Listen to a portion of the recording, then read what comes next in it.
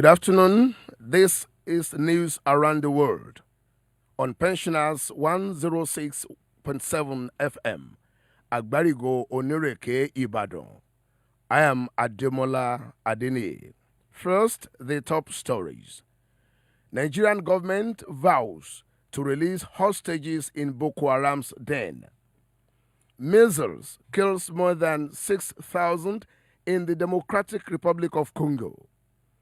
Over 170 persons die following a plane crash in Iran. In sports, Mane Oshuala win Africa Best Footballers of the Year.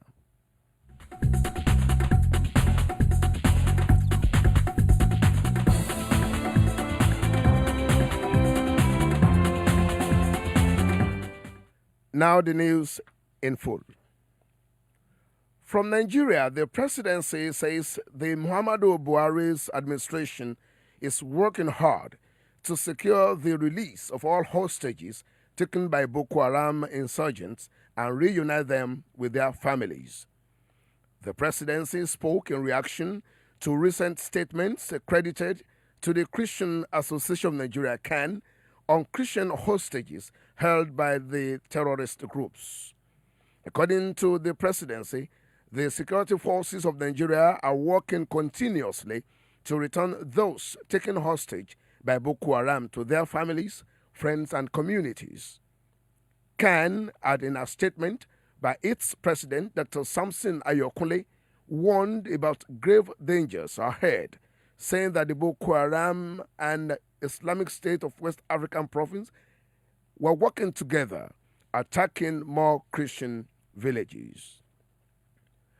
The People's Democratic Party, PDP, and the All Progressives Congress, APC, locked horns on national issues, including renewed insurgency and insecurity in the country.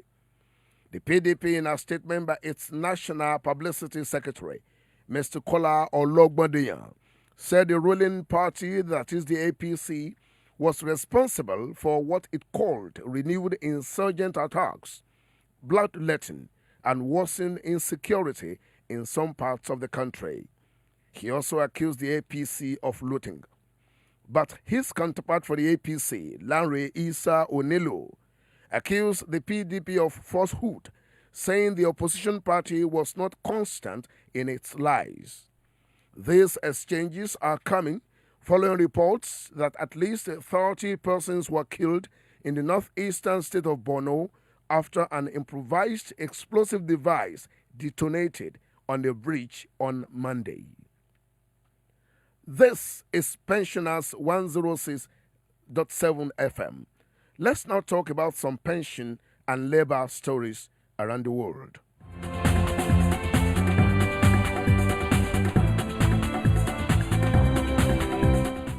We take off from Kaduna. Officials of the Nigeria Labour Congress, NLC, Kaduna State Council, have embarked on a massive protest against the occupation of the union's landed property, stating that all necessary actions will be taken to reclaim the uncompleted secretariat from the state government. The union leader, during the protest, called for the intervention of Governor Nasir El-Rufai on the matter to avoid a major labor action in the state. The union officials expressed dismay over the alleged trespass on the landed property, where the NLC was reconstructing its secretariat, as well as lamented constant harassment of staff and members by agents of the contracting firm it engaged. The Nigeria Labour Congress in Edo State has said it will push for Governor Godwin Obaseki to include local government workers in the payment of the 30,000 minimum wage. The chairman of the union, Comrade Sani Osayade, told newsmen last that the union would not take excuses that some local governments are weak in revenue.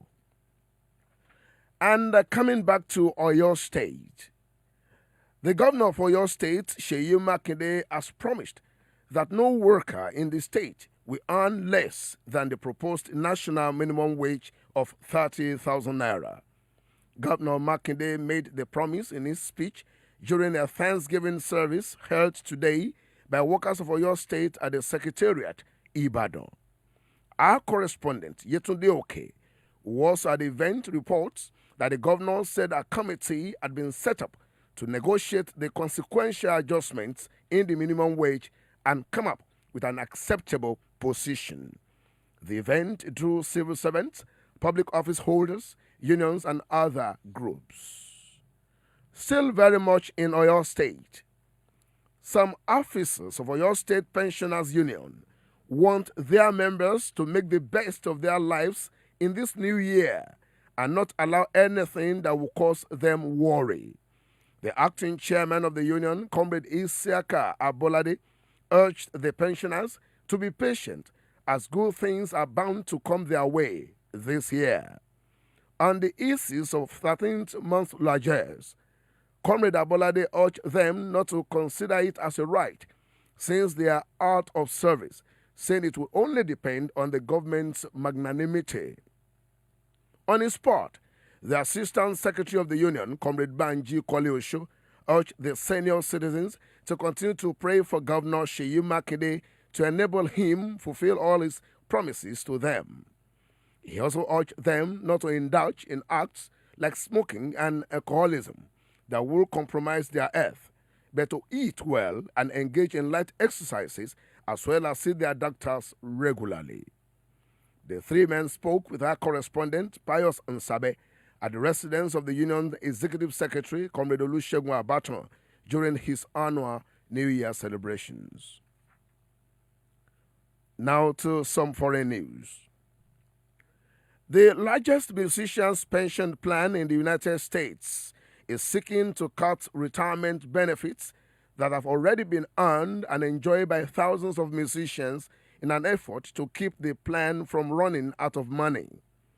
The plan, which is called the American Federation of Musicians and Employers Pension Fund, which covers more than 50,000 persons, including Broadway musicians, players in some orchestras, freelance musicians, and recording artists, declared over the summer that it was in critical and declining status and will run out of money to pay benefits within 20 years. The fund calculated that it had, as of last March, roughly $1.8 billion in assets and $3 billion in projected liabilities, which is a severe shortfall. Now, its trustees are taking the real step of trying to cut benefits that have already been earned and enjoyed by many of the plan's participants. You are still tuned to Pensioners 106.7 FM Ibadan. Away from labor stories now, the World Health Organization, WHO, has said the number of people killed by measles epidemic in the Democratic Republic of Congo has passed 6,000. The World Health Organization says the epidemic is the world's largest and fastest growing. WHO says around 310,000 suspected measles cases have been reported since the start of 2019.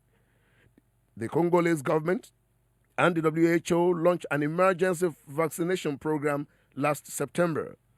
But poor infrastructure, attacks on health centers, and a lack of access to routine health care have all hindered efforts to stop the spread of the disease in the country.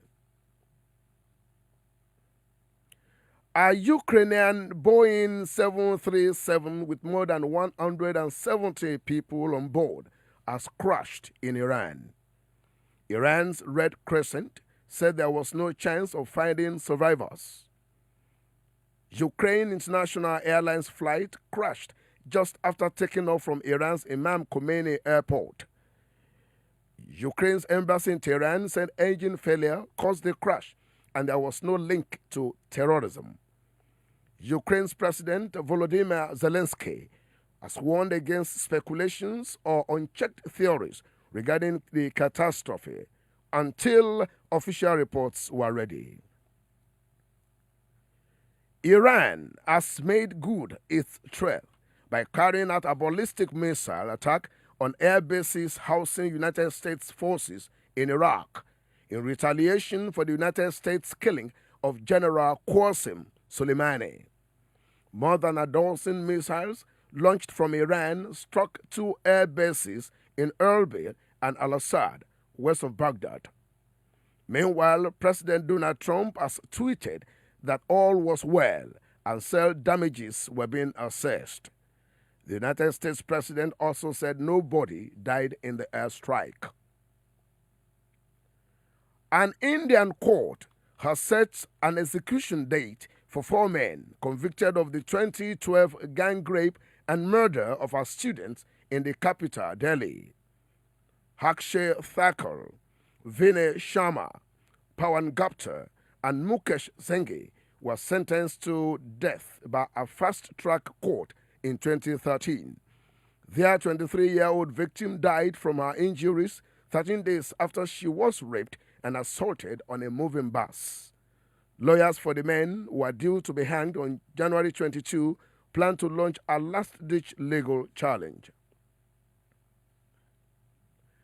The father of Reinhard Sinaga, tagged the worst rapist in British legal history, says his son's punishment fits his crimes after he was jailed for life.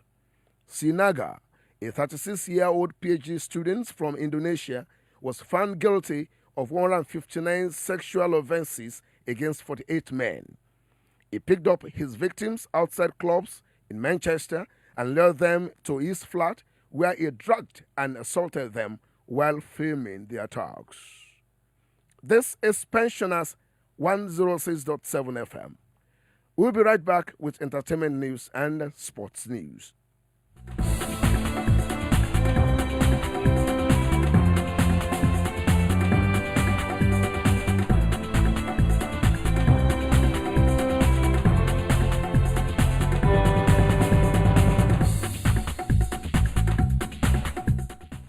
It is heartwarming to note that we are still very much tuned to the Pensioners 106.7 FM. Now to some entertainment and sports news. In entertainment news, Joker leads the BAFTA film nominations with 11, but there is criticism that the acting nominees are all white. Joker is followed by Martin Scorsese, The Irishman, and Quentin Tarantino's Once Upon a Time in Hollywood, which have 10 nominations each. Scarlett Johansson and Margot Robbie are up for 2 acting awards each, but no female directors were nominated for the 7th year in a row. BAFTA boss Amanda Berry said she was very disappointed by the lack of diversity. In sports, Liverpool's Sadio Mane has been named the Confederation of African Football's CAF Player of the Year. The Senegal forward beat Liverpool's teammate and Egypt forward Mohamed Salah and Manchester City's Algerian winger Riyad Mahrez to the award. Mane helped the Reds to the 2018-2019 Champions League title, scoring 30 goals in all competitions last season. Meanwhile, Nigeria and Barcelona star Asisat Oshoala emerged CAF Player of the Year in the women's category for the 4th time, after overcoming strong competition from Cameroon's Ajara Nchut and South Africa's Tembi Latnana to win the award. Nigeria's Victor Osimhen and Samuel Chukwueze lost the Youth Player of the Year awards to Morocco's Ashraf Hakimi. To end the news around the world this afternoon, here's a recap of the main stories of the day. Nigerian government has vowed to ensure the release of hostages in Boko Haram's den. The World Health Organization has said measles has killed more than 6,000 people in the Democratic Republic of Congo. Over 170 people have died following the crash of a Ukrainian plane in Iran. And in sports, Liverpool's Sadio Mane and Nigeria's Asisat Oshoala have been named as the Confederation of African Football's CAF Players of the Year for the male and female categories. For any information, reach us on these mobile numbers 080223 73535 or 081 218 89462, or possibly pay a visit to us at Pensioners House, Agbarigo, Onureke, Ibadan.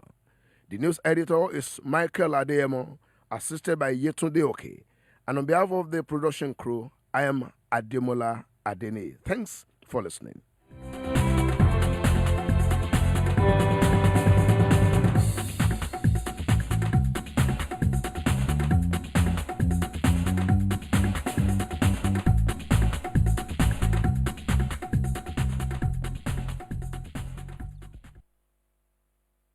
From the rising to the setting of the sun, here is the first labor radio in Africa.